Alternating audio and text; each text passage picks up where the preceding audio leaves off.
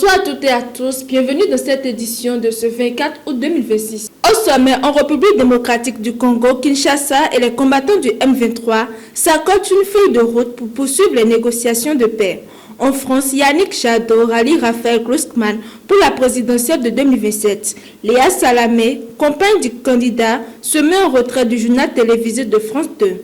En Syrie, l'ancien grand multi Ahmed Badredine Hassoun, proche de Bachar el-Assad, est condamné à la prison à perpétuité.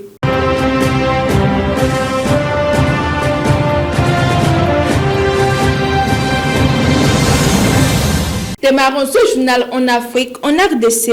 Une nouvelle étape vient d'être franchie dans les discussions de paix entre le gouvernement congolais et les combattants du M23 soutenus par le Rwanda. Les deux parties se sont accordées à l'issue de discussions menées en Suisse sur une feuille de route destinée à encadrer les prochaines étapes de négociation prévues dans le cadre de l'accord de Doha signé en décembre dernier. Kinshasa et le M23 ont réaffirmé leurs engagements à poursuivre les discussions en vue de parvenir à une paix globale et de mettre en œuvre les engagements pris dans l'accord cadre. Les deux camps se sont également entendus sur une méthode commune pour signaler les éventuelles violations du cessez-le-feu. Une première mission de vérification doit d'ailleurs se rendre ce lundi dans le sud du Kivu.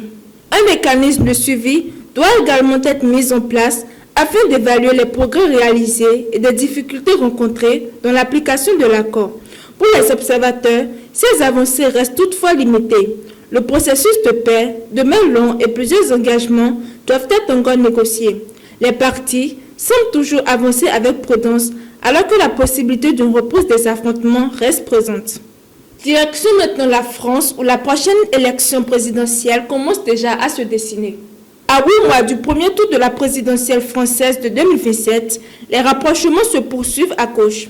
Le sénateur écologiste de Paris et ancien candidat à la présidentielle Yannick Jadot a annoncé ce lundi son soutien à Raphaël Glucksmann qui a officiellement déclaré sa candidature dimanche. Ce ralliement constitue un soutien important pour le leader de place publique.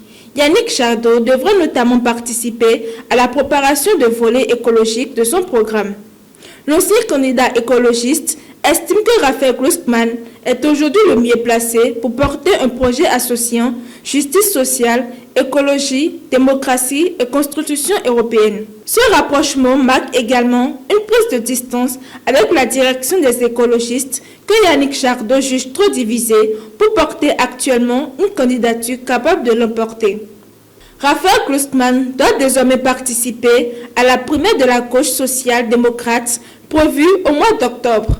Autre conséquence de cette candidature, Léa Salamé, compagne de Raphaël Glucksmann et présentatrice du journal 20h de France 2, a annoncé son retrait de la présentation du journal.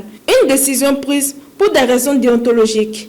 La journaliste avait déjà indiqué qu'elle se mettrait en retrait si son compagnon se lançait dans la course à l'Élysée. Léa Salamé explique qu'il lui était difficile de continuer à présenter un journal appelé à couvrir intensément la campagne présidentielle alors que son conjoint sera lui-même candidat.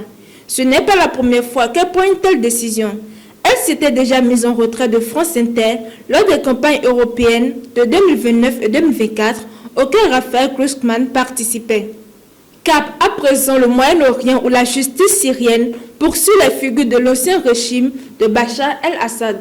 En Syrie, l'ancien grand multi Ahmed Badredine Hassoun a été condamné ce lundi à la prison à perpétuité par le tribunal de Damas. Proche de l'ancien président Bachar el-Assad, il a été reconnu coupable notamment de citations à la haine confessionnelle, d'abus de fonction et de participation à des actes de violence.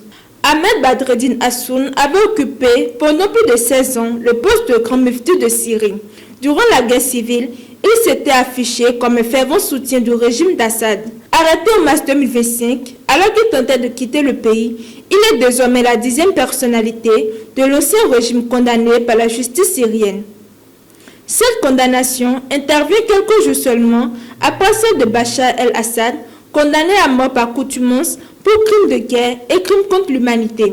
Ces procédures judiciaires suscitent notamment des critiques de la part des Nations Unies et des organisations de défense des droits humains qui dénoncent notamment le recours à la peine de mort et appellent à la mise en place d'une justice transitionnelle centrée sur les victimes. Voilà qui met un thème à cette édition. Merci de nous avoir suivis. Très bonne soirée à toutes et à tous.